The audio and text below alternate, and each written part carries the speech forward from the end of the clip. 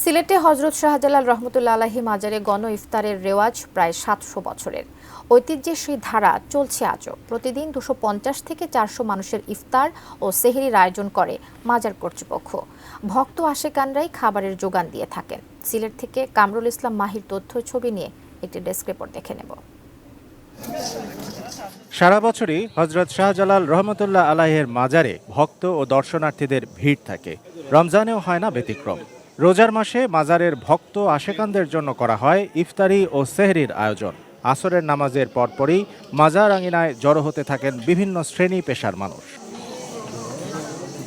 ইফতার আইটেমে থাকে প্রধানত বুটের পোলাও, আখনি অথবা খিচুড়ি। খেজুর, জিলাপি, পেঁয়াজও থাকে। ব্রেকফাস্ট, টিফিন কিংবা স্ন্যাক টাইমে মজাদার আয়োজন মানে অল টাইম ব্রেড। এ পুণ্যভূমিতে বহু মানুষের সাথে ঐতিহ্যবাহী এ ইফতারের স্বাদ নিতে ইফতারের আগ মুহূর্তে মাজারে ঘুরতে আসা দর্শনার্থী, ভক্ত, পাগল, ফকির, অবঘুরে, শিক্ষার্থী, শ্রমিক, ব্যবসায়ী সহ অনেক অবস্থা সম্পন্ন মানুষও এক কাতারে বসে পড়েন।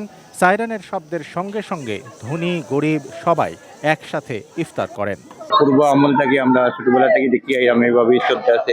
সকলের সাথে ইফতার করার আনন্দটা আলাদা। এত সুন্দর সাজানো গোছানো দেখার পর আসলে আমার ভাষা প্রকাশ করার মতো। একসাথে মিলিয়া ইফতার করতেছে, এটা বড় একটা আনন্দের জিনিস।